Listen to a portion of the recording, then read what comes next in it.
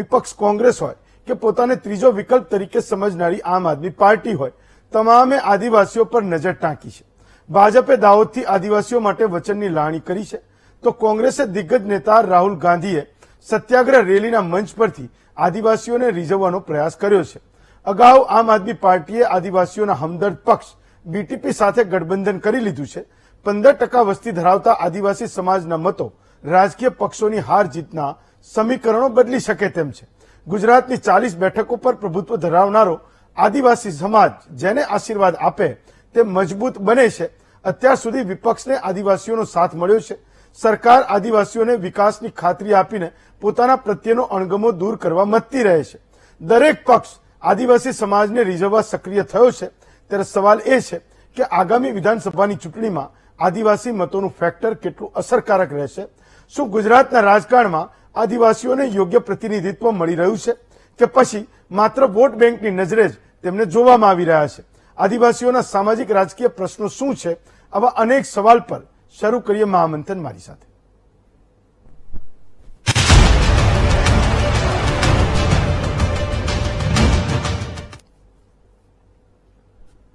આપણો દેશ એ આદિવાસી સમાજનો એટલે ઋણી છે કે જે બે ક્રાંતિઓ એક માનવ જીવન માટે ખૂબ જરૂરી છે। એક તો સામાજિક ક્રાંતિ અને એક વૈચારિક ક્રાંતિ અને એક આમ તો જેની આપણે વૈચારિકમાં ગણી લઈએ છીએ એ ભૌતિક ક્રાંતિ, ભૌતિક નિર્માણ। એ બંનેમાં આદિવાસી સમાજનો જબરજસ્ત ફાળો છે, મોટું યોગદાન છે અને બલિદાન પણ છે।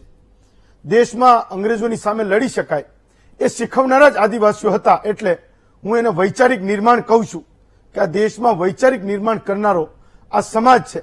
અને ભૌતિક નિર્માણ એ છે કે મોંઘી ગાડીઓ જે રસ્તાઓ પર ફરે છે એ પર્વતો કોતરીને બનેલા રસ્તાઓમાં જે લોહી વહ્યું છે, જે પરસેવો પડ્યો છે એ પણ આદિવાસી સમાજનો જ છે। ગાંધીજી અને લોકમાન્ય તિલકના જે સ્વરાજની ધારણા હતી એ પણ વાસ્તવમાં આ આદિવાસી સમાજના જનજીવનથી પ્રેરિત હશે એવું હું માનું છું।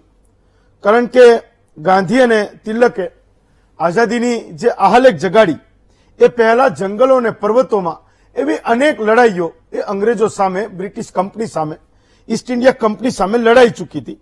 એનો ઇતિહાસ પણ છે। એ માત્ર લડાઈ નહોતી પણ એક જનમાનસમાં એક રાષ્ટ્રભાવના જગાડનારી એ ઘટનાઓ હતી જેની આજે આપણે અહીંયા વાત કરી રહ્યા છીએ। અને એ સ્વરાજની જે ભાવના હતી એને ખૂણે ખૂણે આ આદિવાસી સમાજે આપણા દેશમાં પહોંચાડી છે। એ પણ સત્ય છે કે અંગ્રેજોના રાજ સામે સૌથી પહેલો વિદ્રોહ પણ એ આદિવાસીઓની ધરતી પર થયો હતો। બંગાળના નવાબ જ્યારે એણે પોતે સરેન્ડર કર્યું અને આપણા દેશમાં 1757માં જ્યારે કંપની રૂલ્સ સ્થપાયું એ પણ એવું ઇતિહાસ કહે છે કે એ પહેલા એ 1757માં જ્યારે કંપની સ્થપાઈ અને એના પછીના 1857ના વિપ્લવને આપણે ખૂબ યાદ કરીએ છીએ પણ એ જે વિપ્લવ છે એ 1757માં જ્યારે કંપનીનું રાજ શરૂ થયું એના પછીના 100 વર્ષે થયો હતો।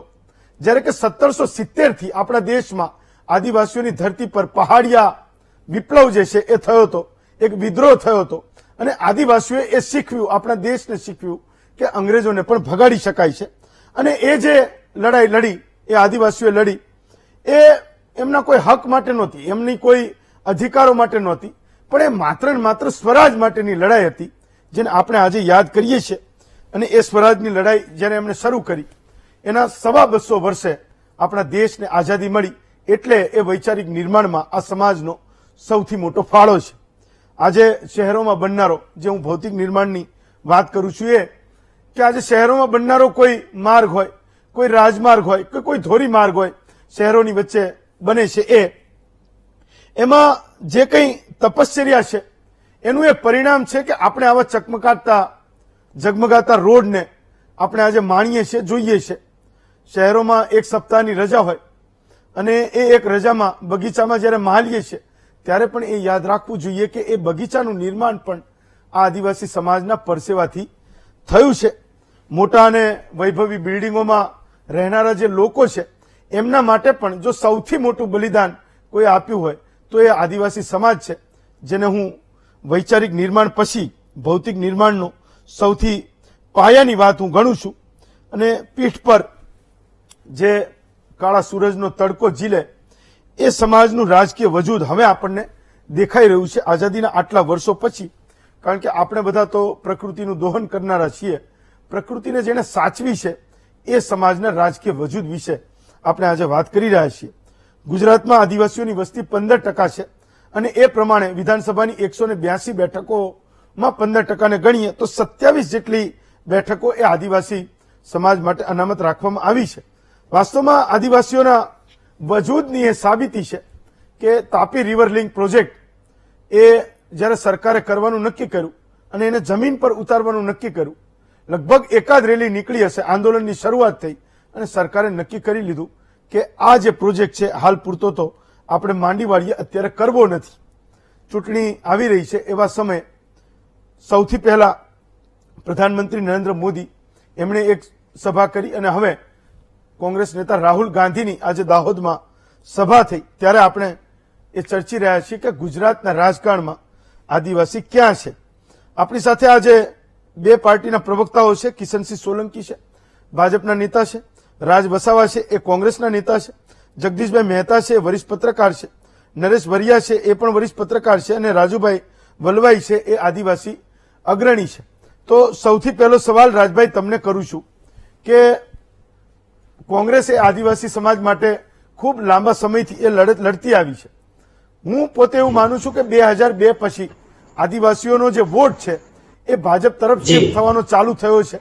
હાલમાં સ્થિતિ એવી છે કે 13 બેઠકો પર એ ભાજપ જીત્યું છે. જે અનામત બેઠકો છે એમાંથી અશ્વિન કોટવાલે રાજીનામું આપ્યું પછી 11 બેઠકો એ કોંગ્રેસ પાસે રહી છે અને 2 બેઠકો એ બીટીપી પાસે છે. તો કદાચ ગુજરાતના રાજકારણમાં પહેલીવાર એવું બન્યું હશે કે 27ની જે ટેલી છે આદિવાસી સમૂહ માટે જે અનામત 27 બેઠકો છે એમાં ભાજપનું પલ્લું એ ભારે રહ્યું હોય.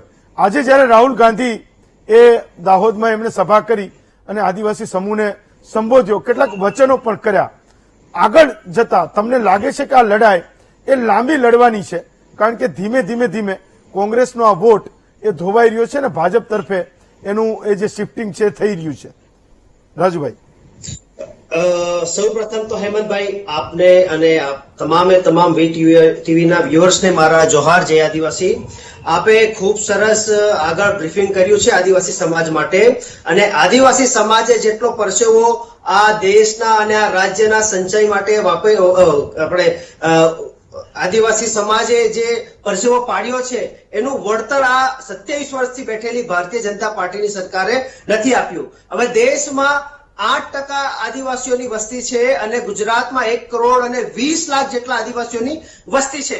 કોંગ્રેસ સરકારે જ્યારે આદિવાસી વિસ્તારમાં કોઈ પણ ડેવલપમેન્ટના પ્રોજેક્ટો લાવ્યા ત્યારે આદિવાસી સંસ્કૃતિ અને આદિવાસી કલ્ચરને ખૂબ ઓછું નુકસાન થાય અને મહદઅંશે ના થાય એ રીતના પ્રોજેક્ટો આપણા ટ્રાઇબલ વિસ્તારમાં લાવ્યા અને જે આદિવાસીઓના જળ જંગલ જમીનના પ્રોટેક્શનના જેટલા પણ કાયદા કાનૂન બન્યા છે એમાં ફોરેસ્ટ રાઇટ એક્ટ હોય, 73AA હોય કે અન્ય જેટલા પણ નાના મોટા પ્રોજેક્ટ જે અનુસૂચિ 5 હોય, પૈસા કાનૂન હોય, એ આ બધી જેટલી પણ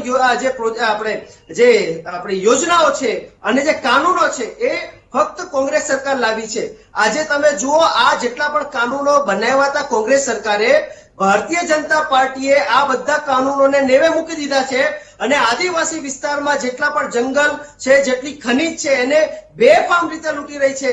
આદિવાસી વિસ્તારોમાં નવા પ્રોજેક્ટો લાવીને આદિવાસીઓને વિસ્થાપિત કરવાનું પાપ આ ભારતીય જનતા પાર્ટી કરી રહી છે. આજે તમે દેશમાં જોઈ લેજો માહોલ કેવો છે. આજે ફક્ત આદિવાસીઓ સડકો પર નથી. આજે તમે ગાંધીનગરમાં જે હમણાં ઓલ્ડ પેન્શન સ્કીમ લાગુ કરાવવા માટે આખો કર્મચારી વર્ગ સડકો ત્યાં આંદોલન કરી રહ્યો છે, વિદ્યાર્થીઓ સડકો પર છે, ડોક્ટરો સડકો પર છે, આંગણવાડી બહેનો સડકો પર છે. મોંઘવારી આજે એની ચરમસીમા પર છે.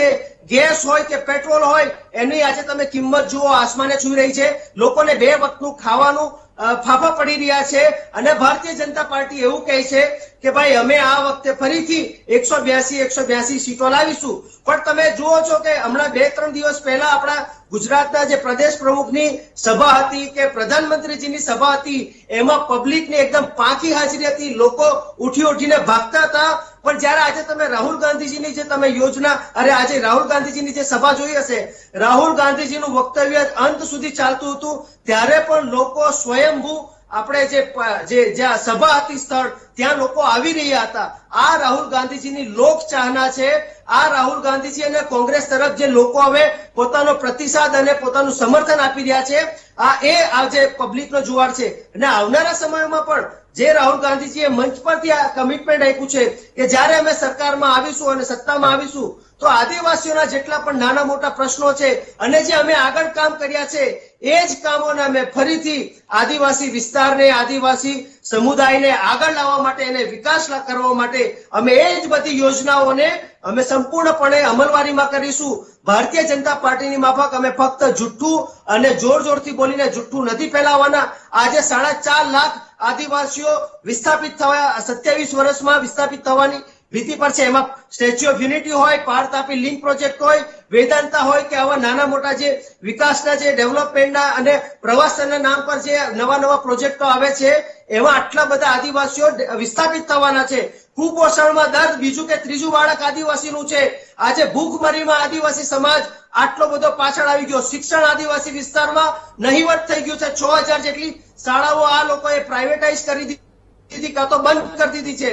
અને આજે તમે જુઓ આદિવાસી વિસ્તારમાં જે સિકલ સેલ એનિમિયા નામનો જે ગંભીર રોગ આવે છે, એના ક્યોર માટે પણ કોઈ પણ જાતની સ્કીમ કે કોઈ પણ જાતની આપણે મેડિકલ ફેસિલિટી ભારતીય જનતા પાર્ટીએ નથી કરી. આવા તો બીજા ઘણા બધા પ્રોજેક્ટો છે જે આવનારા સમયમાં ભારતીય જનતા પાર્ટી આદિવાસી વિસ્તારને બરબાદ કરવા માટે લાવવાની તજવીજ કરી રહી છે. પણ કોંગ્રેસ આ વખતે તમે જોઈ લેજો, ગુજરાતમાં સરકાર બનાવશે. રાહુલ ગાંધીજીનો અને ગુજરાતની તમામ જનતાનો સંપૂર્ણ વિશ્વાસ આ વખતે કોંગ્રેસમાં છે. અને આ વખતે અમે સરકાર બનાવીને ભારતીય જનતા પાર્ટીને અમે ઘર ભેગા કરીશું. અને આજે મોંઘવારી છે અને બેરોજગારી છે અને બીજી જેટલા પણ નાના મોટા પ્રશ્નો છે એને અમે મૂળિયામાંથી ખતમ કરીશું. એ આજે રાહુલ ગાંધીજીએ આજે મંચ પરથી વાત કરી છે. આવનારા સમયમાં તમે જોઈ લેજો કે આપણે જે રાહુલ ગાંધીજીએ જે પ્રમાણે કમિટમેન્ટ કર્યું છે, અને શ્રીલંકામાં જે રીતે હમણાં અરાજકતા ફેલાઈ રહી છે કે એમના રાષ્ટ્રપતિનો બંગલો સળગાવી દીધો છે, આજે એમના જે મંત્રીઓ હતા એમને ગાડીઓમાં બેસાડીને એમણે પાણીમાં ડૂબાડી મારવાની આજે ત્યાંની જનતા એટલી ત્રાહી ગઈ હતી. અને આ જ રીતે આ ભારતમાં પણ જો ગૃહયુદ્ધ કે પ્રજા આટલી હદે જો ત્રાસી ના જાય અને આવું અરાજકનો માહોલ પેદા ના થાય, એના માટે હવે ગુજરાતમાં કોંગ્રેસની સરકાર લાવવી ખૂબ જ જરૂરી છે. લોકો મોંઘવારીની વાત નથી કરતા પણ ધર્મની વાત કરે છે. લોકો અહીંયા ગેસ છે કે ફ્યુઅલ છે, એને જે આટલો બધો ભાવ વધારો થયો એના લીધે આજે સામાન્ય જનજીવન કેટલી તકલીફમાં આવી ગયું છે એ નથી વાત કરતા. પણ આમને ફક્ત હિન્દુ મુસ્લિમ અને માઇક અને અજય પણ અમને ડિબેટ કરવી છે. ફાઇન. કિશનસિંહ, તો મુદ્દો એ છે કે આપણે ત્યાં વનબંધુ યોજનાને લગભગ 1.5 દાયકા જેટલો સમય થયો. આજે પણ જો એ આદિવાસી સમાજ એ માગતો હોય કે ત્યાં એના પોતાના શિક્ષણના પ્રશ્નો ઉભા છે, આરોગ્યના પ્રશ્નો ઉભા છે, ડેવલપમેન્ટલ ઇસ્યુઝ ત્યાં છે, સ્થળાંતરના સૌથી મોટા પ્રશ્નો ઉભા છે, તો વાસ્તવમાં એ સમાજને સવાલ કરવાનો પણ હક છે કે આટલા વર્ષોથી આટલા પૈસા બજેટના ખર્ચા છતાં પણ એ સમસ્યાઓ, જે મૂળ સમસ્યાઓ છે, એને આપણે નિવારી શક્યા નથી. ને ખાસ તો ગુજરાતમાં જે 15% વસ્તી એ આદિવાસી સમાજની છે. કિશનસિંહ. હેમંતભાઈ, ગુડ ઇવનિંગ. મને એમ હતું કે વિષય સરસ છે, આદિવાસીઓના હિતની વાત છે, એમની વિરાસતની, એમની સંસ્કૃતિની રક્ષાની વાત છે. અને કોંગ્રેસના નેતાઓ પાસે આજે અમૂલ્ય તક હતી કે એમના પ્રશ્નો જે બાકી રહી ગયા હોય તો, અથવા આદિવાસીઓને પડતી પ્રેક્ટિકલ મુશ્કેલીઓની વાત થશે. પણ અહીંયા રાજનીતિ થઈ રહી છે. મારે રાજનીતિમાં નથી પડવું, કારણ કે આદિવાસીઓ માટેની અમારી પ્રતિબદ્ધતા એમના સંરક્ષણની, એમના સંસ્કૃતિના સંરક્ષણની, આદિવાસીઓના કામના સંરક્ષણની, એમના આરોગ્યના સંરક્ષણની, એમના શિક્ષણના સંરક્ષણની પ્રતિબદ્ધતા અને જવાબદારી ભારતીય જનતા પાર્ટીના કાર્યકર્તા અને ભારતીય તરીકે અમારી સૌથી વધારે જવાબદારી એ લોકોની પાસે જવાની અને એ લોકોને વિકાસના પ્રવાહમાં લાવી એમની ઓરિજિનલ સંસ્કૃતિ અને એમની સંસ્કારિતા જળવાઈ રહે અને એ લોકો વિકાસના ભાગીદાર થાય એ જોવાની જવાબદારી ભારતીય જનતા પાર્ટીએ સુપેરે નિભાવી છે. પણ આજે મને હાસ્યાસ્પદ ત્યારે લાગ્યું કે જે આદિવાસી પરિવારોને વિકાસના નામે દાયકાઓ સુધી કોંગ્રેસ વિસ્થાપિત કરતી ગઈ, એમને ન જમીન આપી, ન રોજગાર આપ્યો, ન શિક્ષણ આપી, આશ્રમ શાળાઓ નામની વ્યવસ્થાઓ કરી કાચી ઈંટો પર, એ લોકો આજે અમને એ શીખવાડવા અને બતાવવા નીકળ્યા છે. અને આજે હાસ્યાસ્પદ વાત તો ક્યાં થઈ કે રાહુલ ગાંધીએ અને કોંગ્રેસે જે અભિયાન આરંભ્યું એ દાહોદમાં વડાપ્રધાન શ્રી લોકોમોટિવ એન્જિનનું 7,000 કરોડ રૂપિયાની ઇન્ડસ્ટ્રી સ્થાપીને આવ્યા છે. સ્થાનિક રોજગારી મળવાની છે ત્યાં. અને 70 દાયકાઓના શાસન પછી આદિવાસીઓના પ્રશ્નોની સમજ કેળવવા માટે કોંગ્રેસે નીકળવું પડે. આજ કોંગ્રેસની મનોસ્થિતિ દર્શાવે છે કે તમે 70 દાયકા શાસન કર્યું, તમને આદિવાસીઓના શું પ્રશ્નો છે, છેવાડાના માણસોના શું પ્રશ્નો છે એની ખબર જ નથી.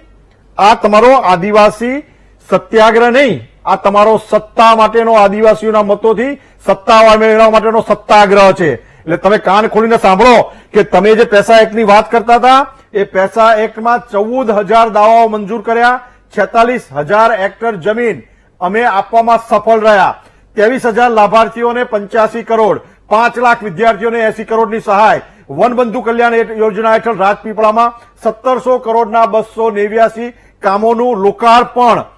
અને એના સિવાય પણ બિરસા મુંડા યુનિવર્સિટીની સ્થાપના, બિરસા મુંડા યુનિવર્સિટીની સ્થાપના, બિરસા મુંડા મ્યુઝિયમની સ્થાપના. બિરસા મુંડાજીને કોઈ યાદ કરતું હતું રાજભાઈ? તમારા કોંગ્રેસના સમયમાં કોઈ એમને ફુલાર પહેરાવવા પણ જતું હતું? પૂછો તમારા નેતાઓને કે એમને નામ પણ ખબર છે.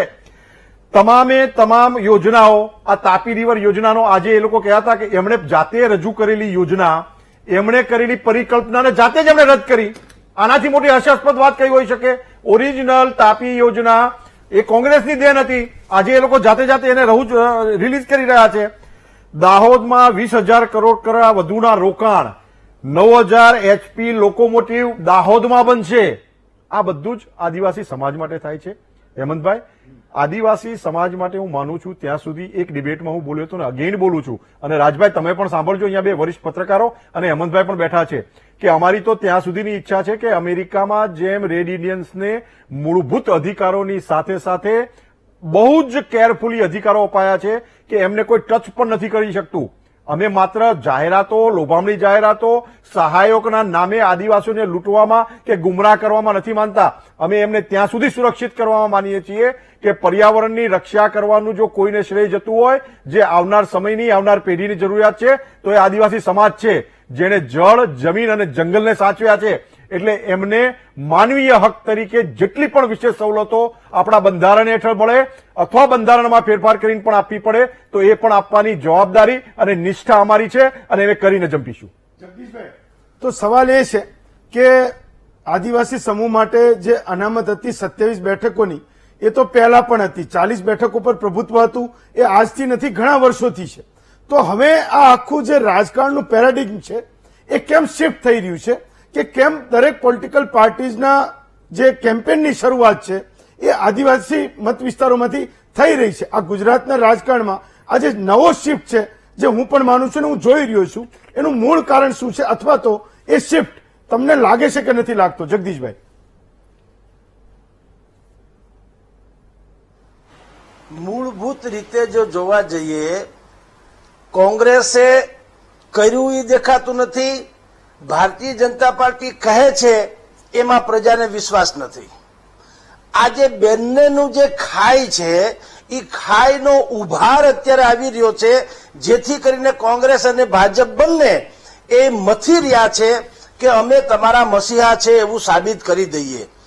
પહેલી વાત, કોંગ્રેસનું આઝાદીથી માંડીને ભારતીય જનતા પાર્ટીની ગુજરાતમાં સરકાર આવી ત્યાં સુધીના શાસનમાં વાત કરીએ તો ભારતીય જનતા પાર્ટીના પ્રવક્તાશ્રીએ કીધું એ 100% સત્ય છે કે તમે આદિવાસીઓને આટલા દાયકાઓ સુધી એને આદિવાસી જેવા જ એટલે કે પછાત જ રાખ્યા શું કરવા?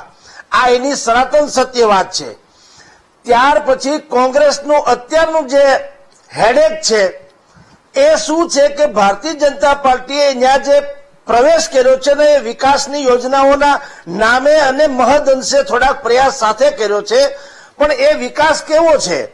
એ વિકાસ છે અન્નકૂટ જેવો. અન્નકૂટ એટલે કે કોઈ પણ તમે હરિમંદિરમાં જાઓ અને હજારોની સંખ્યામાં મીઠાઈ ગોઠવવામાં આવે, એ અન્નકૂટના તમે દર્શન કરો તો દર્શન કરવાથી ભાવિકોને ભાવનાશીલ રીતે હોય તો પરિતૃપ્ત થાય, પણ ઓડકાર ના આવે. ઓડકાર તો ત્યારે જ આવે જ્યારે એના મોઢામાં કોઈ એક કોળિયો હોમવામાં આવે. આદિવાસી સમાજના જે પ્રાણ પ્રશ્નો છે એ તરફ ભારતીય જનતા પાર્ટીએ જે કર્યું છે ઘણું ઓછું છે, કર્યું ચોક્કસ છે પણ ઘણું ઓછું છે. અને બાકી જે એટલે ઓછું એટલા માટે લાગે છે કે એને જે કર્યું એ માર્કેટિંગ ફંડાનો વિષય વધુ છે. દાખલા તરીકે 2-3 હજાર કરોડ રૂપિયાની તમે મૂર્તિ મૂકી સરદાર પટેલ સાહેબની, જરાય વાંધો નથી હોતો. ગુજરાતના તમામ લોકોએ અને દેશના લોકોએ આ લોખંડી પુરુષને વંદન કરવા જ જોઈએ. પરંતુ એ જ રકમ કે એનાથી વિશેષ રકમમાં કોઈ પણ આદિવાસી શું કામ અત્યારે ઢાળિયા જેવા મકાનમાં કે એ ઝૂંપડી જેવા મકાનમાં રહેતા હોય, એના છોકરા શું કામ ઉઘાડા પગે ફરતા હોય, એને શું કામ આરોગ્ય માટે થઈને તડફડવું પડે. આ જે પ્રાણ પ્રશ્નો છે, શિક્ષણ, આરોગ્ય અને રોટી કપડા મકાન જેને કહેવામાં આવે, એ પેલા એને આપી દો, પછી તમે ટુરિઝમ બનાવો. આ તો કેવું થયું છે કે તમે અંદર ખાલી ખોળ્યું હોય અને માથે રૂપકડું તમે વાઘા પહેરાવી દો તો એ મૂર્તિમાં પ્રાણ પ્રતિષ્ઠા થતી નથી. સેમ પોઝિશન હોવાને કારણે આદિવાસી પટ્ટાની જે 27 એની અનામત બેઠક અને ઉપરાંતની 10-11 મળીને જે ટોટલ 40 બેઠક છે એ ફ્લોટિંગ મત જેવું છે. ફ્લોટિંગ કે એમાં કોણ વધુ ભૂરકી છાંટી શકે, એમાં ઈ પોતાની તરફ લઈ શકે. માટે કોંગ્રેસ, માટે આમ આદમી પાર્ટી અને માટે ભારતીય જનતા પાર્ટી ત્યાંથી મહેનત કરી રહી છે. બાકી બધી જ જગ્યાએ વિચારધારાની દ્રષ્ટિએ લોકો વધુ પરિપક્વ છે.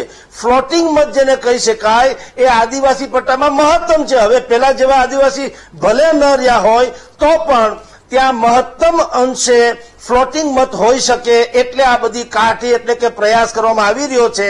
હવે એનું પરિણામ છે એ ભરેલા નાળિયેર જેવું છે. જે લોકો વધુ ભૂરકી છાંટી શકશે એના તરફે પરિણામ આવે એવી અત્યારે સંભાવના છે.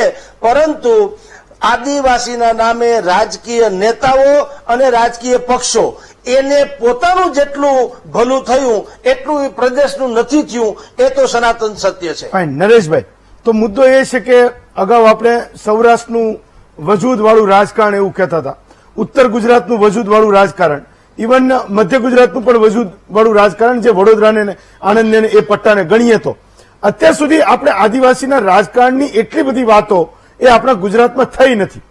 તો હવે જે ધીમે ધીમે આજે એક વાતની શરૂઆત થઈ રહી છે કે શહેરોને છોડ, પેલા આદિવાસી પટ્ટાથી એ એની પોતાની વિકાસની વાતને લઈ જવા માંગતા હોય કે એના પ્રાણ પ્રશ્નો વિપક્ષ એ પોતે રજૂ કરવા માંગતા હોય કે આ પૂરા નથી થયા, સત્તા એવું કે આ વાતો અમે પૂરી કરી છે. આની શરૂઆત કેમ થઈ, કેમ એ જે 27 બેઠકો છે અને 40 બેઠકો પર જેનું પ્રભુત્વ છે, એનું વજૂદ છે એ વધી રહ્યું છે. આ તો પહેલા પણ હતું, જે મેં જગદીશભાઈને પણ પૂછ્યું એ જ સવાલ તમને પણ કરું છું. નરેશભાઈ, આદિવાસી વિસ્તાર પર આ વખતની ચૂંટણીમાં ધ્યાન આપવાનું સૌથી મોટું કારણ તો આપણે ભાજપના પ્રવક્તાએ જે વાતો કરી, જગદીશભાઈ પણ જે કહ્યું, એ જગદીશભાઈની વાત સાથે હું સહમત છું. ન ભાજપ કે ન કોંગ્રેસ, આદિવાસી વિસ્તારોમાં વિકાસની વાતો થઈ છે પણ હજુ સુધી આદિવાસીઓના જે પ્રાણ પ્રશ્નો છે પૂરા થયા નથી. આ વખતે ચૂંટણીમાં શરૂઆતનો આદિવાસી મત બેંક એટલે આદિવાસી બેઠકોને ધ્યાનમાં રાખીને જે પ્રચારનો પ્રારંભ થયો છે, એનું સૌથી મોટું કારણ એ છે કે ભાજપને એનો જે ટાર્ગેટ પૂરો કરવો છે, એ ટાર્ગેટની અંદર મહત્તમ બેઠકો જો આદિવાસી વિસ્તારમાંથી લેવામાં આવે તો 150+ બેઠકનો એનો જે ટાર્ગેટ છે એ ટાર્ગેટ એ પૂર્ણ કરી શકે. ગયા વર્ષે જે ગઈ 2017ની ચૂંટણીમાં ભાજપને જે નુકસાન થયું તે સૌરાષ્ટ્ર વિસ્તાર અને આદિવાસી વિસ્તાર. જો સૌરાષ્ટ્ર વિસ્તારમાં તો હવે પાટીદાર અનામત આંદોલન છે એની કોઈ બહુ અસર રહી નથી, એટલે આ વખતે ભાજપને અપેક્ષા છે કે સૌરાષ્ટ્રની અંદર જે અમને નુકસાન થયું હતું એને અમે ખૂબ જ સરળતાથી અમે એને ભરપાઈ કરી શકીશું. પણ આદિવાસી વિસ્તાર છે હજુ પણ કોંગ્રેસના મત બેંક જેવો, એના ગઢ જેવો રહ્યો છે.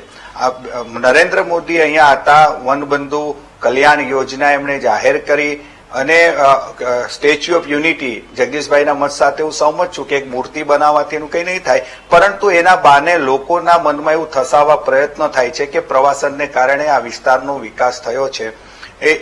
એ દ્વારા અહીં એ પ્રસ્થાપિત કરવાનો પ્રયત્ન છે કે આદિવાસી વિસ્તારમાં અમે વિકાસના કાર્યો કર્યા છે. એટલે જે 27 બેઠક પ્લસ બીજી 13 બેઠકો એટલે 40 બેઠકો પર વધુમાં વધુ મેળવી શકાય લાભ, એના માટે જ ભાજપ આ પ્રયત્નમાં છે.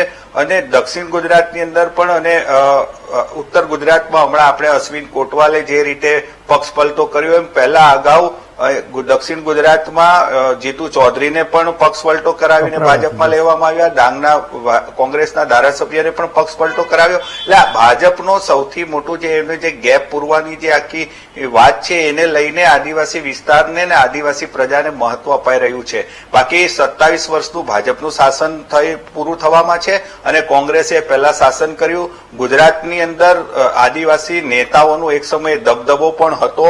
અહીંથી અમરસિંહ ચૌધરી મુખ્યમંત્રી પણ બન્યા હતા, છતાં પણ આદિવાસી સમાજનો એટલો વિકાસ નથી થયો. અને અહીંયા છીતુભાઈ ગામી જે તો 8 વખત સાંસદ તરીકે પણ માંડવી જેવા અહીંની બેઠક પરથી લોકસભામાં પ્રતિનિધિત્વ કરતા હતા, છતાં આદિવાસી વિસ્તાર હજુ પછાત છે. અહીંના જે મૂળભૂત પ્રશ્નો છે એ હજુ પ્રશ્નો કોઈ ઉકેલાયા નથી. CHC સેન્ટરની વાત કરીએ તો ત્યાં પણ હજુ ડોક્ટરો નથી. પ્રાથમિક શાળાઓ વિલીનીકરણના નામે બંધ કરવામાં આવે છે. એટલે જે વાતો છે આદિવાસીના વિકાસની એ થતી નથી. ત્યારે એક ઠીક છે, દાહોદની અંદર વડાપ્રધાન નરેન્દ્ર મોદી ટ્રેન એન્જિનની વાત કરે છે, ત્યાં પ્રોજેક્ટ નાખવાની, ચોક્કસપણે ત્યાં રોજગારીનું એક નિર્માણ થશે. પણ એક વિસ્તારની રોજગારીનું તમે મોડેલ બનાવી અને એને ગાજોવાજો કરવાના હોય તો એનાથી સંપૂર્ણપણે અંબાજીથી લઈને ઉમરગામનો જે આદિવાસી વિસ્તાર છે એમાં તમામ પ્રકારે તમામ લોકોને વિકાસના ફળ કંઈ મળી જવાના નથી. ફાઇન, ચલો. તો રાજભાઈ, મુદ્દો એ છે કે જંગલની જમીનનો કાયદો 2004માં યુપીએની સરકાર, જે કોંગ્રેસની સરકાર છે, એ લઈ આવી. વાસ્તવમાં એમાં શું પ્રગતિ થઈ? આદિવાસીઓનો જે મૂળ પ્રશ્ન હતો આપણા ગુજરાતમાં, પણ એના સાથે 7-10 બીજા જે રાજ્યો છે ત્યાં પણ આ મુદ્દો હતો. એક આંકડો મારી પાસે છે કે કુલ 1,92,000 જેટલી અરજી છે એ આવી હતી. લગભગ 12-15 લાખ લોકો છે ગુજરાતના, એને સ્પર્શતો આ પ્રશ્ન હતો. એના સિવાય પણ બહુ મોટો સમાજ છે જેને આ મુદ્દો સ્પર્શે છે. તો એમાંથી 92,000-90,000 જેટલી અરજીઓનો નિકાલ થયો છે. લગભગ 1.5 લાખ જેટલી અરજીઓ હજુ પણ બાકી છે. 14,000 અરજીઓ કંઈક એવી હતી કે જે જાહેર જે એનો જે મોટિવ હોય, એનું લક્ષ્ય હોય જાહેર કોઈ હિત માટે, એ 14,000 જેટલી અરજી માંગવામાં આવી હતી કે કોઈ કમ્યુનિટી સેન્ટર હોય, કોઈ શાળા બનાવવાની હોય, કોઈ બીજા કોઈ ડેવલપમેન્ટલ વર્ક હોય જે સમૂહ માટે હોય, વસ્તી માટે હોય, મોટા પ્રમાણમાં વસ્તી માટે હોય. આ તમામમાં આપણા ગુજરાત એ પાછળ રહી ગયું છે, કારણ કે એ આદિવાસી સમાજના નેતાઓનો એ સત્તા સામેનો અવાજ એટલો દબાયેલો છે કે આજે એ કોઈ પૂછતું પણ નથી. એટલી બધી અરજીઓ પેન્ડિંગ હોવા છતાં, 50% અરજીઓ જમીનના કાયદાની એ પેન્ડિંગ હોવા છતાં કોઈ પૂછતું પણ નથી કે એ હક અમને ક્યારે મળશે. રાજભાઈ.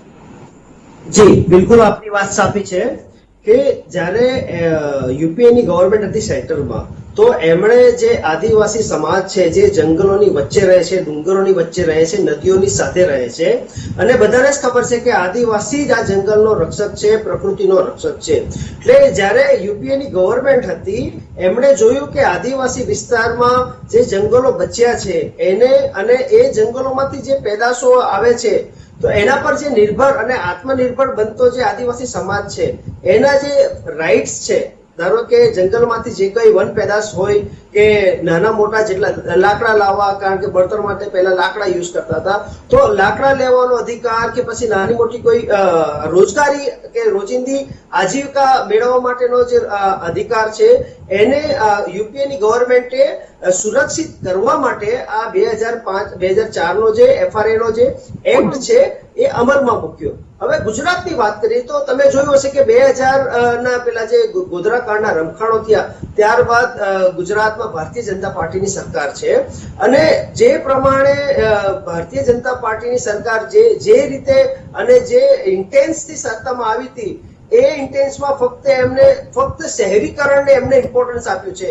ગામડામાં વસતા લોકોના ઉપર એમને ઇમ્પોર્ટન્સ જરા પણ નથી આપ્યું. તમે જુઓ કે જે મોટા શહેરો છે, અમદાવાદ હોય, બરોડા હોય, સુરત હોય, રાજકોટ હોય કે ગાંધીનગર હોય, એ બધા શહેરોમાં તમે જુઓ કે 24 કલાક વીજળી મફતમાં, એટલે કે વેસ્ટ જતી હોય, પણ જે ગામડા વિસ્તારમાં છે ત્યાં આજે સડકોના ઠેકાણા નથી, ઇલેક્ટ્રિસિટીના ઠેકાણા નથી, રોજગારીના ઠેકાણા નથી.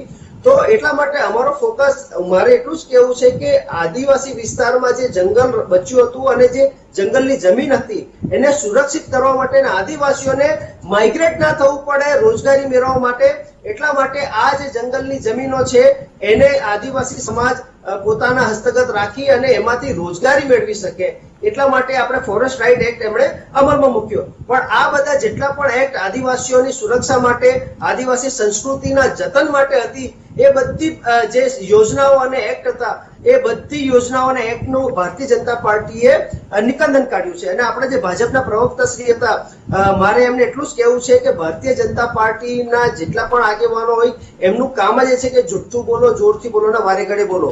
હવે બે ચાર બાબતો હું તમને આમાં એ કરવા માંગુ છું કે જો આપણે આદિવાસી વિસ્તારમાં જે શાસન પ્રણાલી છે એ ત્રિસ્તરીય છે, ગ્રામ પંચાયત, તાલુકા પંચાયત અને જિલ્લા પંચાયત. હવે આ જે ત્રિસ્તરીય માળખું છે એનાથી શું છે કે ગ્રામ્ય જે જનતા છે એના જેટલા પણ નાના મોટા પ્રશ્નો છે એને ગામનો જે પ્રધાન છે કે સરપંચ છે એ પોતાની રીતે સોર્ટ આઉટ કરીને જો એનાથી ના થાય તો એ તાલુકા લેવલ પર જાય, અને તાલુકા પર બી ના થાય તો પછી જિલ્લા પર જાય અને પછી સ્ટેટમાં જાય. અને આદિવાસી વિસ્તારનું જે સંચાલન છે રાજ્યપાલના અંડરમાં થાય છે, નહીં કે ગુજરાત પર્ટિક્યુલર સ્ટેટના મુખ્યમંત્રી થકી. એટલે મુખ્યમંત્રી ડાયરેક્ટ કે ઇનડાયરેક્ટ ઇન્વોલ્વમેન્ટ એ નથી કરી શકતો આદિવાસી વિસ્તારમાં. એમણે રાજ્યપાલ શ્રીની પરવાનગી અને સહમતિ લેવી પડે છે. રાજ્યપાલ શ્રીના પાવરમાં આવે છે કે ભાઈ આદિવાસી વિસ્તારમાં કયો એક્ટ જરૂરી છે, કયું પ્રાવધાન જરૂરી છે અને કઈ સુવિધા જરૂરી છે. પછી જ એમણે મુખ્યમંત્રી પાસે જઈને સલાહ સૂચન કરીને એ બધી વસ્તુનો અમલવારી કરે. પણ ભારતીય જનતા પાર્ટીએ શું કર્યું કે ગ્રામ્ય લેવલ પર આપણે તલાટી શ્રીને આપણે સત્તા સોંપી દીધી, તાલુકા લેવલ પર ટીડીઓ શ્રીને આપી દીધું અને જિલ્લા લેવલ પર ટીડીઓને આપી દીધું. તો આ શું છે કે સરકાર દ્વારા નિમાયેલા લોકો હવે તાલુકા, જિલ્લા અને ગ્રામ પંચાયતનું સંચાલન કરે છે. આજે તમે જુઓ કે જે રૂઢિગત ગ્રામ સભા કે ગ્રામ સભાનું જયારે આપણે કોલ કરવામાં આવે છે તો એમાં ગામના લોકોએ ડિસાઈડ કરવાનું કે ગામમાં ખરાબો કેટલો છે, કયા વ્યક્તિને પાણીની જરૂર છે, કયા વ્યક્તિના ઘર સુધી આપણે રસ્તો લઈ જવાનો છે. તો જયારે સમૂહમાં જયારે કોઈ નિર્ણય લેવાય તો એનો સાચો ઇન્ટેન્સ થાય છે ગ્રામ સભા. પણ હવે સરકાર સ્ટેટમાંથી, આપણે કેપિટલમાંથી, ગાંધીનગરમાંથી એનાઉન્સ કરે છે કે આ ગામમાં આ ગ્રામ સભા આ તારીખે લેવાય છે. તો આમાં તો ગ્રામ સભાના હક અધિકારો પર બી તરફ સીધી જ આપણી સ્ટેટ ગવર્મેન્ટ મારી છે. ઓકે, ચલો કિશનસિંહ, તો મુદ્દો એ છે કે જંગલની જમીનનો કાયદો આવ્યો. આજે પણ ગુજરાતના એ પ્રાણ પ્રશ્ન, આદિવાસીના પ્રાણ પ્રશ્ન તરીકે આપણે એને જોઈએ છે કે 1 લાખ અરજીઓ જો વાસ્તવમાં બાકી હોય તો કલેક્ટરને સત્તા સોંપ્યા પછી એ અરજીઓમાં ક્યારેય કેમ ઝડપી નિકાલ ન થયો? આપણે તે સ્થળાંતરનો જે સૌથી મોટો મુદ્દો આદિવાસીઓનો આપણે કહીએ છીએ એ ટાળવા માટેનો આ એક વાત હતી, એની સામે સરકારો એને લઈને આવી હતી. તો આજે આપણું ગુજરાત એમાં ક્યાં ઊભું છે? અને એ સવાલ તો વાસ્તવમાં તમારી સરકારને જ પૂછાવો જોઈએ કે કલેક્ટરોને સત્તા આપી તો જેટલા પણ જિલ્લાઓમાં આદિવાસીઓની અરજીઓ પેન્ડિંગ છે એનું તાત્કાલિક નિવારણ કેમ ન આવે? દરેક વાર ચૂંટણી આવે ત્યારે નવા નવા આંકડા કેમ સામે આવે છે? હેમંતભાઈ, આ સતત ચાલતી પ્રક્રિયા છે, મહેસૂલી પ્રશ્ન છે, અને મહેસૂલી પ્રશ્ન આપ જાણો છો. પણ શું રાજભાઈ, તમે એ આંકડાઓને ખોટા ઠેરવો છો કે 14,000 દાવાઓ હતા અને 46,000 હેક્ટર જમીન આપણે ફાળવવામાં સફળ રહ્યા આદિવાસીઓને? આને તમે ગણો છો? તો પેલા તમારો અભ્યાસ સુધારી લો. તમે એ કહો છો કે જે તમારા રાહુલ ગાંધીજી આજે વાત કરતા હતા કે શહેરોના વિકાસમાં, નગરોના વિકાસમાં, રાષ્ટ્રના વિકાસમાં અને રાજ્યના વિકાસમાં આદિવાસી બંધુઓ ઈંટો લગાવે છે, ઈંટોના ચણતર પર આ રાષ્ટ્રનો વિકાસ. યસ, વી રિસ્પેક્ટ, સાચી વાત છે. પણ એમના જ માટે અમે આગળ વધી અને ઈ નિર્માણ કાર્ડ, નોંધણી પ્રક્રિયા, ઈ શ્રમ કાર્ડ નોંધણી શરૂ કરાવી, જેના લીધે મૃત્યુ અથવા અકસ્માતમાં 2 લાખ રૂપિયાની તાત્કાલિક સહાય મળે છે. ધન્વંતરી રથ દ્વારા અમે ગામે ગામ પહોંચ્યા. વ્યાવસાયિક ઈજાના કિસ્સામાં 3 લાખ રૂપિયા સહાય આપી. શ્રમિક અન્નપૂર્ણા યોજના હેઠળ ₹10 અમે પૌષ્ટિક ભોજન આપીએ છીએ. શિક્ષણ સહાય યોજનામાં 2 સંતાનોમાંથી 1 સંતાનને 500 થી 40,000 રૂપિયા સુધીની સહાય અપાય છે. નાનાજી દેશમુખ આવાસ યોજના હેઠળ 1,60,000 રૂપિયા તથા હાઉસિંગ સબસિડી યોજના હેઠળ 1 લાખની સહાય અપાય છે. આકસ્મિક મૃત્યુમાં 3 લાખની સહાય અને અંત્યેષ્ટિ માટે 7,000 રૂપિયાની સહાય અપાય છે. મુખ્યમંત્રી ભાગ્યલક્ષ્મી બોન્ડમાં 10,000 રૂપિયાની એફડી કરાય છે. અને જેની તમને અધૂરી માહિતી છે ને, એ પૈસા એક્ટ 1996 24 ડિસેમ્બરમાં અમલમાં આવ્યો અને એનો વિષય વિસ્તાર હતો કે અનુસૂચિત વિસ્તારોમાં રહેતા લોકો માટે પરંપરાગત ગ્રામ સભાઓ દ્વારા સ્વ સરકારની ખાતરી કરવા માટે ભારત સરકાર દ્વારા લાવવામાં આવેલો કાયદો, જેને આંધ્ર, ગુજરાત, હિમાચલ, રાજસ્થાન, મહારાષ્ટ્ર અને તેલંગાણાએ સ્વીકાર્યો અને અમલવારી કરાવી. છતાં અમારી પણ લાગણી અને માગણી હજી પણ એવી છે અમારી જ સરકાર પાસે કે આદિવાસીઓ માટે ત્વરિત કામ થાય, એમને જે વિકાસના લાભો આખો દેશ અને દુનિયા ભોગવી રહી છે એ લાભોથી એમને લાભાન્વિત કરવામાં આવે, પણ સાથે સાથે એમની ઓરિજિનાલિટી, સંસ્કૃતિ અને વારસાનું જતન પણ થાય. આ તમામ વસ્તુઓને સાથે લઈ અમે ચાલવા માંગીએ છીએ.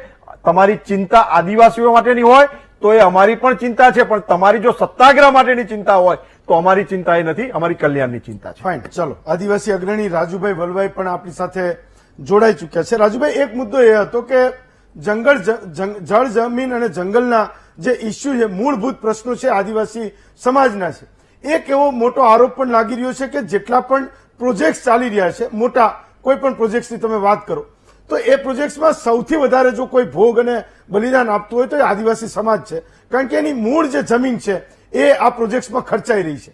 એક વાત એ પણ હતી કે જ્યારે આદિવાસી તરીકેનું એને પ્રમાણપત્ર લેવાનું હોય તો સરકારમાં એ દસ્તાવેજ પણ જમા કરાવવો પડે છે કે મૂળ આદિવાસી છે, એની પાસે જમીનનો શું હક છે એ બતાવે. જ્યારે જમીન નહીં હોય તો એ આદિવાસીનું પોતાનું અસ્તિત્વ કેવી રીતે રહેશે? રાજુભાઈ. બિલકુલ સાચી વાત છે. મુદ્દો છે જળ જંગલ અને જમીન એ આદિવાસીના અસ્તિત્વ માટે બિલકુલ જરૂરી છે. જો આદિવાસી પાસે જમીન નહીં હોય તો એ આદિવાસી રહેતો નથી. આ ધરતી પર મનુષ્ય પેદા થયો ત્યારથી માંડીને આ ધરતી પર આ જમીનનો આદિવાસી માલિક છે, અને એના કારણે એને આદિવાસી કહેવામાં આવે છે. એના કારણે આદિવાસી તરીકે એને અધિકાર મળી રહ્યા છે. જો આદિવાસી જમીન ધરાવતો નહીં હોય તો એ આદિવાસી તરીકે મટી જાય છે. હા, કેટલાક છે જેની પાસે જમીન નથી, કે જેને આપણે એક આદિવાસી છે એના માટેની અલગ જોગવાઈ છે. પણ હું જે કહેવા માંગુ છું એમ કહેવા માંગુ છું કે પહેલાના સમયની અંદર જયારે સરકારી યોજનાઓ આવતી હતી, મોટા મોટા ડેમ બનતા હતા, રોડ બનતા હતા, એની અંદર આદિવાસીની જમીન લેવામાં આવતી હતી તો એને સામે આદિવાસીને જમીન આપવામાં આવતી હતી, એના ગામ વસાવવામાં આવતા હતા. આજે સરકાર તમને એક વળતર આપીને 4 ગણું કે 5 ગણું કે જે બી વળતર આપે છે એ વળતર આપીને તમે કહે છે આ જમીન ખાલી કરો, જાઓ, જ્યાં ઝુંપડપટ્ટીમાં અમદાવાદમાં રહેવું હોય તો રહો, સુરતમાં રહેવું હોય તો રહો. આ સરકાર બચાવવા માંગે છે કે મારવા માંગે છે? મારો સવાલ આ છે. જમીનની સામે અમને જમીન આપવામાં આવે, જે સ્થિતિમાં અમે રહેતા હતા, અમે જે ગુમાવ્યું છે, સદીઓથી જે જગ્યા પર રહેતા હતા, અમારા કુવા છે, અમારું ઘર છે, અમારે જે અમે સગવડ ઉભી કરેલી છે એના પણ પૈસા અમને આપવામાં આવે જેથી અમે બીજી જગ્યાએ રહી શકીએ. હું એક વાત કહેવા માંગુ છું આ સરકારને કે સરકાર જે કેવડિયાની અંદર 12 લાખ રૂપિયા 1 હેક્ટરનું વળતર આપીને ત્યાંથી કાઢી મૂકવામાં આવ્યા. 12 લાખ રૂપિયાની અંદર આજે મળે છે શું? મને તમે એ કહો. 12 લાખ રૂપિયા તો 4 વ્હીલ ગાડી નથી આવતી યાર. અને પેલો એના બાપ દાદાની મિલકત, બાપ દાદો જે જમીન પર રહેતો આવ્યો છે એ જમીન આપીને એક વિકાસના નામને આપી દેવાની. અને મારો એક બીજો સવાલ એ છે કે જેટલા પણ પ્રોજેક્ટ આવ્યા છે, એક્સપ્રેસ વે હોય, સ્ટેચ્યુ ઓફ યુનિટી હોય, પાર તાપી લિંક હોય, એક પ્રોજેક્ટ આદિવાસી વિસ્તારમાં આવ્યા છે તો શું બીજા વિસ્તારની અંદર નથી થઈ શકે એમ? આ વેદાંતા વાળું જે પેલું પ્રોજેક્ટ છે અત્યારે, જે વેદાંતાનો પારતા આપણે શું કહેવાય ડોસવાડાની અંદર, તાપીની અંદર, તો એ કચ્છના રણની અંદર નથી થઈ શકે એમ? કેમ અહીંયા કરવામાં આવે છે? કેમ આદિવાસીઓને આરોગ્ય પર ચેડા કરવામાં આવે છે? આ મારો સૌથી મોટો સવાલ છે. ફાઇન. રાજભાઈ વસાવા, તો મુદ્દો એ છે કે જમીનની સામે જમીન માંગવી જોઈએ. મોટાભાગના નેતાઓ છે આજે પણ જે કંઈ આંદોલન થઈ રહ્યા છે એ માત્ર વળતરના થઈ રહ્યા છે. જો આદિવાસી પાસે એની પોતાની જમીન જ નહીં હોય તો પછી આદિવાસી કેવી રીતે રહેશે? મૂળ પ્રશ્નો તો આ છે. શું કોંગ્રેસ અને ભાજપ આ પ્રશ્નોને ઝીલી રહી છે? રાજભાઈ. સૌપ્રથમ મારે એટલું જ કેવું છે કે દર વખતે આપણે પ્રશ્ન ફક્ત આદિવાસી પર કેમ આવે છે? આજે 27 વર્ષમાં જેટલા પણ આદિવાસી વિસ્તારમાં પ્રોજેક્ટો આવ્યા છે એના લીધે આદિવાસીનું વિસ્થાપન થાય છે. આજે તમે સમજી શકો છો કે આદિવાસીઓ જે વિસ્તારમાં રહે છે એના લીધે જ આજે શહેરોમાં પાણી હોય કે જેટલા પણ મિનરલ્સ હોય કે અન્ય જેટલા પણ ધાન હોય કે બીજી બધી વસ્તુઓ આદિવાસી પ્રોવાઈડ કરે છે. પણ જો આદિવાસી પોતાના વિસ્તારમાં નહીં હોય તો આ બધી વસ્તુઓ ક્યાંથી મળશે? આજે ગુજરાતનો જે ટ્રાઇબલ વિસ્તાર છે એ જે આદિવાસી આજે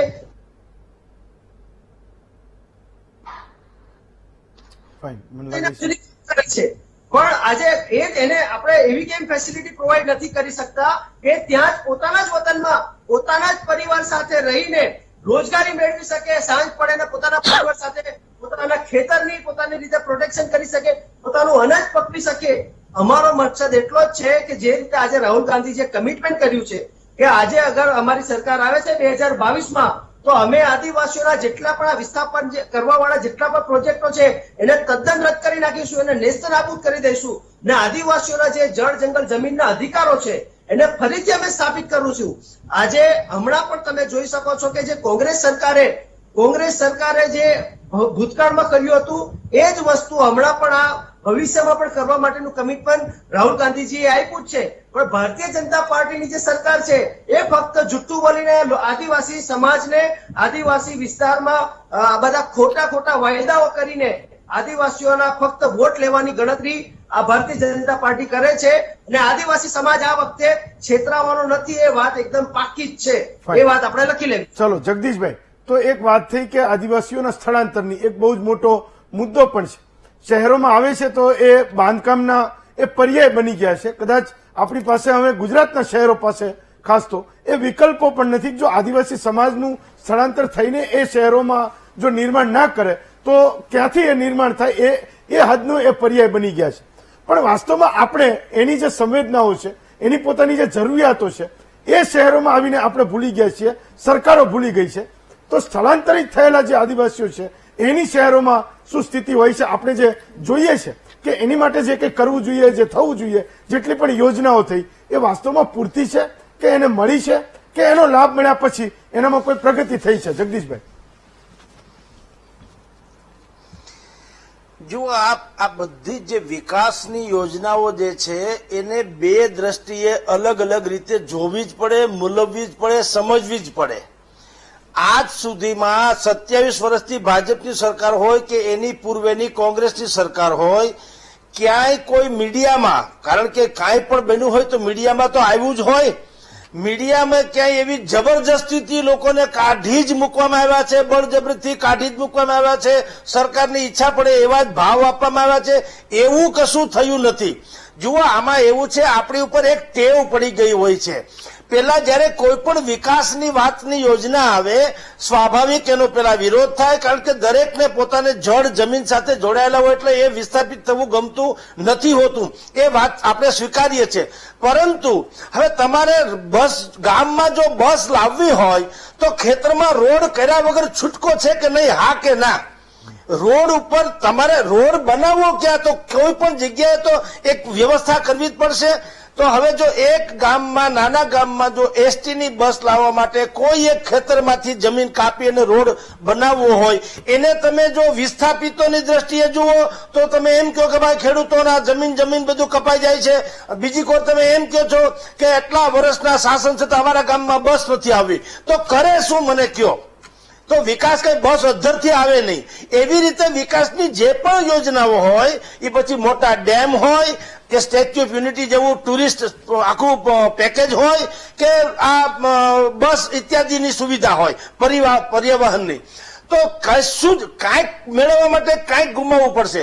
તો સરકારો જેની હોય ને, આજે ભાજપની સરકાર છે, પૂર્વે કોંગ્રેસની હતી, તો એ જે પહેલા કોઈ પણ યોજના વખતે એને વાત કરતા જ હોય છે, સમજણની સેતુ બાંધતા હોય છે. હવે પ્રોબ્લેમ ક્યાં થાય છે આપને કહું, એ બધા ખેડૂતોને ઉલટ સુલટ વાત કરીને આજે કોંગ્રેસ વિપક્ષમાં છે, ગઈકાલે ભાજપ વિપક્ષમાં હતું.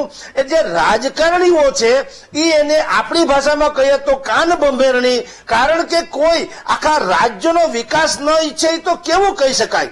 તમે શું એમ માનો છો આદિવાસીઓ હજી પાંદડા પહેરીને ફરે, હજી માથે શિંગડા હોય એવા મુગટ પહેરીને ફરે, હજી વાંદરાની જેમ નાચ્યા કરે? એવું ચાલે કોઈ દિવસ? આપણે બધા જ એર કન્ડિશન ઓફિસમાં બેસીને વાતો કરીએ છીએ આદિવાસી સંસ્કૃતિ, પણ સંસ્કૃતિ એટલે હું ઉઘાડા પગે ફરે એ સંસ્કૃતિ છે? કોઈ કાળે સંભવ નથી. માટે આપને કહું છું, એની સંસ્કૃતિ જળવાઈ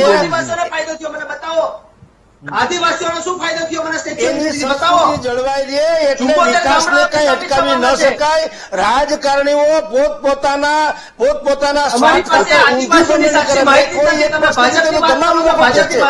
માટે હું આપને કહું છું, એ તમારે જે માનવું હોય તે સત્ય વાત આ છે કે તમારે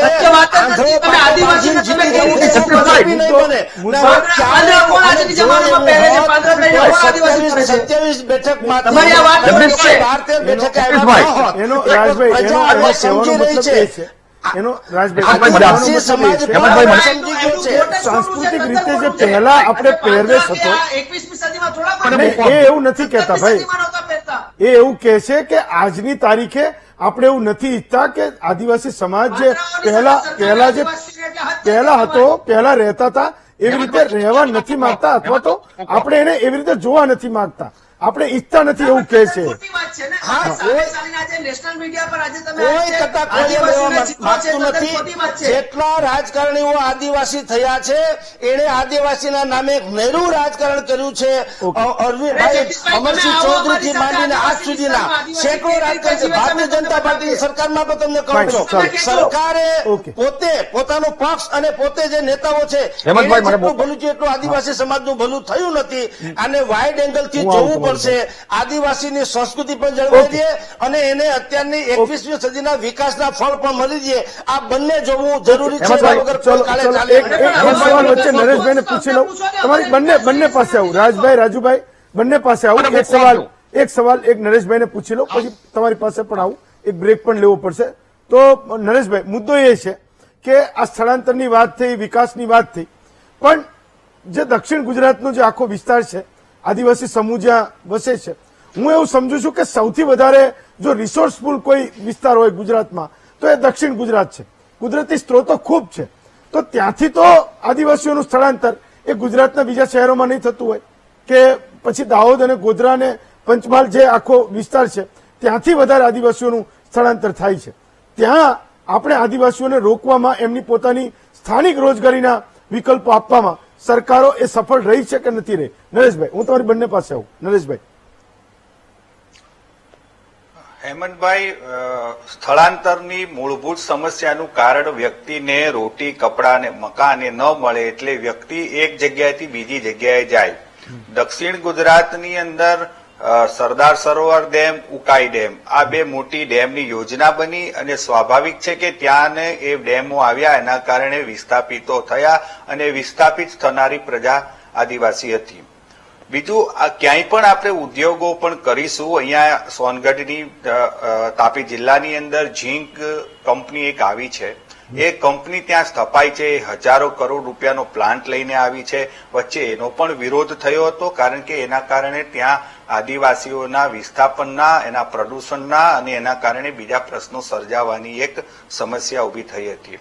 વિકાસની માટે જ્યારે તમે રોજગારીની વાત આપણે કરીએ તો સ્થળાંતરિત થવાનું સૌથી મોટું કારણ વ્યક્તિને રોજગારીનું હોય છે. રોજગારી વ્યક્તિને ન મળે એટલે સ્વાભાવિક છે કે આપણે એક સ્થળ છોડીને બીજા સ્થળે જવું પડે. આ એક વાસ્તવિકતા છે. તો અહીંયા જે છે આદિવાસી વિસ્તારની અંદર રોજગારીનો દક્ષિણ ગુજરાતમાં પણ મોટો પ્રશ્ન છે. અહીંયા છેવાડાના ગામડેથી લોકો રોજ ટ્રેનોમાં, બસમાં સુરત જેવા શહેર, નવસારી છે, બીજા સેન્ટરો છે, ત્યાંથી આદિવાસી વિસ્તારમાંથી આવે છે એટલે સુધી કે ત્યાંથી અભ્યાસ અર્થે પણ સુરત જેવા સિટીની અંદર લોકોને આવવું પડે છે. આનો સીધો ને સાદો અર્થ એ છે કે અહીં હજુ વિકાસના જે ફળોની વાત કરવામાં આવે છે, ઉદ્યોગોની જે રોજગારીની જે વાત કરવામાં આવે છે, પહોંચ્યા નથી. એ સમજ્યા. એની સાથે આરોગ્ય, જો તમારે એમને સરકારી હોસ્પિટલમાં લાવવા હોય તો સુરતની નવી સિવિલ હોસ્પિટલ, અહીંયા મોટી હોસ્પિટલ છે, ત્યાં સુધી વધુ સારવાર માટે લાવવા પડે એવી પણ પરિસ્થિતિ અહીંયા હજુ પણ આટલા વર્ષ પછી પણ નિર્માણ થયેલી છે. અહીં લોકોને આવવું પડે છે એટલો મતલબ કે ત્યાં રોજગારી નથી. આદિવાસી વિસ્તારોની અંદર સૌથી જે પ્રજા ત્યાં કામ કરે છે, મૂળભૂત જંગલની જે પેદાશો છે એની સાથે જોડાયેલી છે. અને બીજું નાની, કારણ કે એમની પાસે એટલી મોટી જમીનો નથી, એ મોટા જમીનદારો નથી, નાના નાના સીમાંત ખેડૂત છે. ગુજરાત સરકાર હમણાં ઝીરો ખેતીની જે વાત કરે છે અને પ્રાકૃતિક ખેતી માટે ડાંગ જિલ્લાની પસંદગી કરવામાં આવી છે. અત્યારે એનું જે ટ્રેન્ડ ચાલે છે એ પ્રમાણે આપણને યોજના સારી લાગે, પરંતુ એ યોજના પણ સફળ ન થાય અને આદિવાસી જે એ ખેતી જોડાય અને એનું જે વેચાણ ન થાય તો એના માટે ભવિષ્ય મુશ્કેલી પડે. એટલે જ્યાં સુધી તમે વિકાસની જે વાત કરો છો, વિકાસની આખી ચેઇન લોકોને સ્થાનિક સ્તરે ન મળે ત્યાં સુધી સ્થળાંતર થતું રહેવાનું છે. માત્ર પંચમહાલ, ગોધરાજના જ આદિવાસીઓ નહીં, દક્ષિણ ગુજરાતના આદિવાસીઓ પણ વિવિધ કામ અર્થે શહેર સુધી આવવું પડે છે. વાસ્તવિકતા. એક બ્રેક લઈએ, બ્રેક પછી પાછા ફરીએ. બંને આદિવાસી નેતાને સાંભળીશું. એક બ્રેક લઈએ.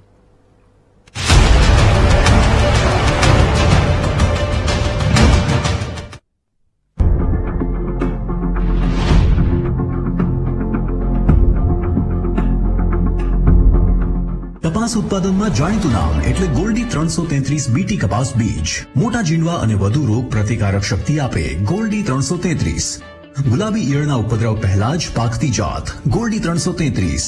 ઓરિજિનલ ગોલ્ડી એટલે માત્ર KSF ના લોગો વાળું જ ગોલ્ડી 333. ખરીદો નજીકની દુકાનેથી અથવા ફોન કરો 7600600467. સફેદ સોનું એટલે કૃષ્ણા સીડ્સ ફાર્મ કંપનીનું હાઇબ્રિડ કપાસ બોલ ગાર્ડ 2 ગોલ્ડી 333. देखें कौन नया खिलाड़ी आया है, समझा देते हैं। प्यार से समझाएंगे, धीरे धीरे से, वो भी अपनी सुबह में।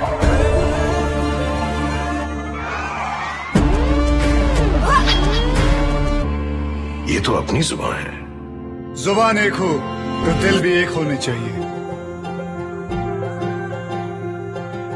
विमल बोलो जुबान केसरी। ઊંચી ગુણવત્તા ધરાવતા બિયારણ એટલે વેસ્ટર્ન સીડ્સ. મગફળીમાં western 20, western 51, western 44, western Ambar અને વેસ્ટર્ન વરદાન. મગમાં વેસ્ટર્ન મહાવીર, વેસ્ટર્ન પ્રોટો. તલમાં western 11, western Samarth, western black. બાજરી બિયારણ M45 સમૃદ્ધિનું એક જ નામ. વાવો વેસ્ટર્ન બીજ તમામ.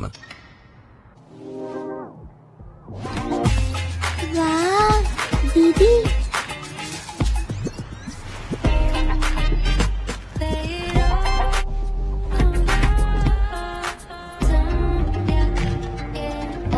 दीदी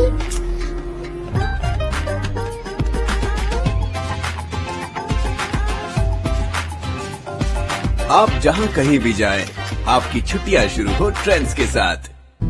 गुजरात में हर साल करोड़ों टूरिस्ट आते हैं अपने आप उड़कर। यहाँ खुशबू है खुले आसमान की, एक आजाद उड़ान की। फदक के आ जाओ अपने घोंसले के साथ में। अरे कुछ दिन तो गुजारो गुजरात में। લગનમાં કઈ સાડી સારી લાગશે? આ કે પછી આ? કોઈ પણ ચાલે, શું ફરક પડે છે? પપ્પા હું બીજા નંબરથી પાસ થયો. પહેલો હોય કે બીજો, શું ફરક પડે છે? રામભાઈ હવે ફરક પડે છે કે નહીં? હા. નિરાશ ન થાવ. હાલો ઝિંક અને સલ્ફરની બમણી શક્તિ ધરાવતું ધર્મજ ક્રોપ ગાર્ડનું જીકા સલ્ફ. Tirupati premium filtered groundnut oil, जिसमें है मूफा और natural antioxidants. Tirupati premium filtered groundnut oil, Tirupati का विश्वास और सिंग तेल का स्वाद। કેવું લાગી રહ્યું છે મેડમ? ફેશિયલ કેવું લાગી રહ્યું છે? શાદીની પહેલા આવે છે સીઝન shaadi.com ની. આજે જ ડાઉનલોડ કરો. એક છે જમીન મારી, એક છે મોકો મારો, એમાં જ બધું લગાડી દઈશ. મારા ઈરાદાઓ જેવું મજબૂત એ ઘરો બનાવીશ. અરે હા ઉમેશભાઈ, મોકલજો ફક્ત અલ્ટ્રાટેક જ. अल्ट्राटेक ज केम? તમે જ તો કહ્યું હતું ઘર જિંદગીમાં ફક્ત એક વાર જ બને છે. ઘર એક મોકો એક એટલે સિમેન્ટ પણ દેશની number 1 UltraTech, India's number 1 cement. देखें कौन नया खिलाड़ी आया है, समझा देते हैं। प्यार से समझाएंगे, धीरे धीरे से, वो भी अपनी सुबह में।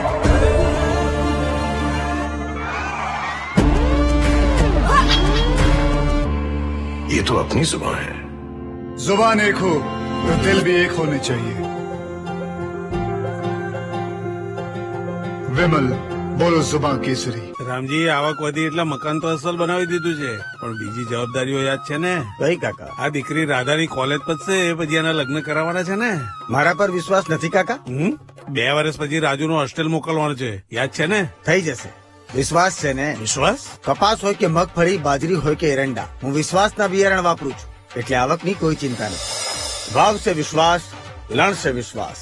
હવે ફરક પડે છે કે નહીં? હા. હાલો જીકા સલ્ફ ઝિંક અને સલ્ફર તત્વની પૂર્તિ કરે. જીકા સલ્ફ હવે ફેર પડશે અને ઉત્પાદન પણ વધશે. ધર્મજ ક્રોપ ગાર્ડનું જીકા સલ્ફ.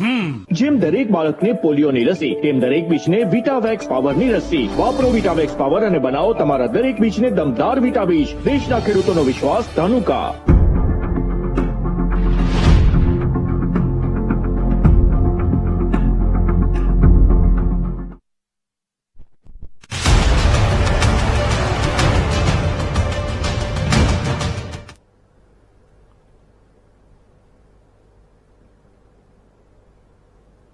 બ્રેક પછી સ્વાગત છે આપનું મહામંથનમાં. રાજભાઈ વસાવા, તમે કંઈક કહેતા હતા કે જયારે જગદીશભાઈ એની વાત મૂકતા હતા કે જયારે વિકાસ કોઈ પણ થતો હોય ત્યારે આદિવાસી સમાજ એ સૌથી વધારે એનો ભોગ બનતો હોય છે, એના ઉપર તમારે કંઈક કહેવું હતું રાજભાઈ?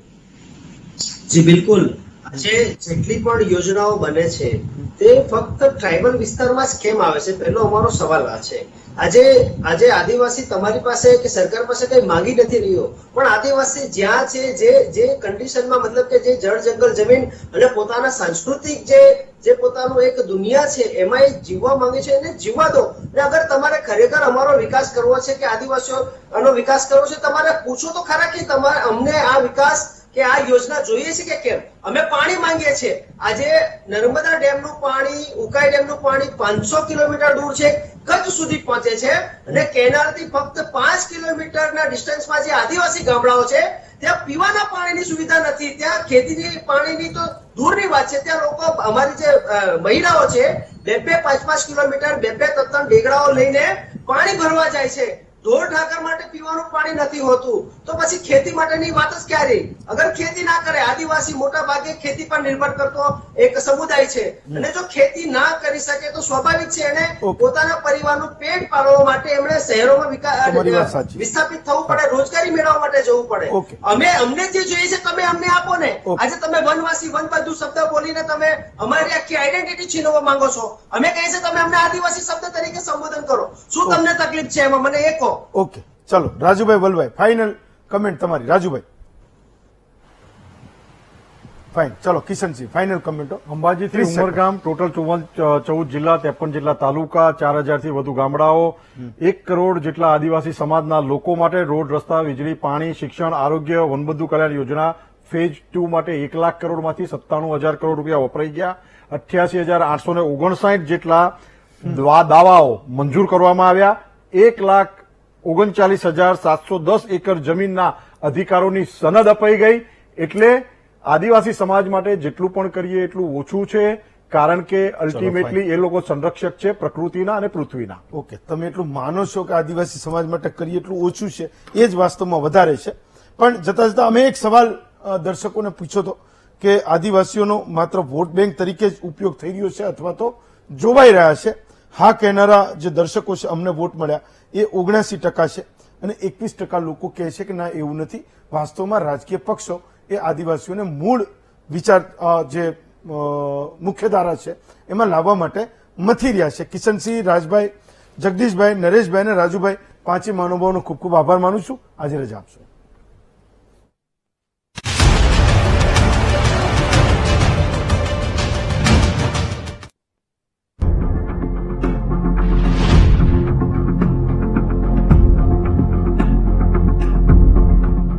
શું તારી લીલા છે? આપે છે ત્યારે સાંભેલા ધારે આપે છે, અને ના આપે ત્યારે ટીપોય દોહેલું છે. એટલે જ કહું છું કે ટપક સિંચાઈ અપનાવો, અને એ પણ કેપ્ટનની જ. પાણીના પ્રત્યેક ટીપાનો કાર્યક્ષમ ઉપયોગ કરવા કેપ્ટન ટપક સિંચાઈ પદ્ધતિ અપનાવો. શું જમાનો આવ્યો છે, પાણી તો ઠીક, મજૂરોય મળતા નથી. શું કામ ચિંતા કરો છો? અપનાવો કેપ્ટન ફુવારા પદ્ધતિ. કેપ્ટન ફુવારા પદ્ધતિ અને કેપ્ટન મિની સ્પ્રિંકલર વસાવો. પાક કોઈ પણ હોય, પણ ટપક અને ફુવારા તો કેપ્ટનના જ. देखें कौन नया खिलाड़ी आया है, समझा देते हैं, प्यार से समझाएंगे, धीरे धीरे से, वो भी अपनी जुबान में.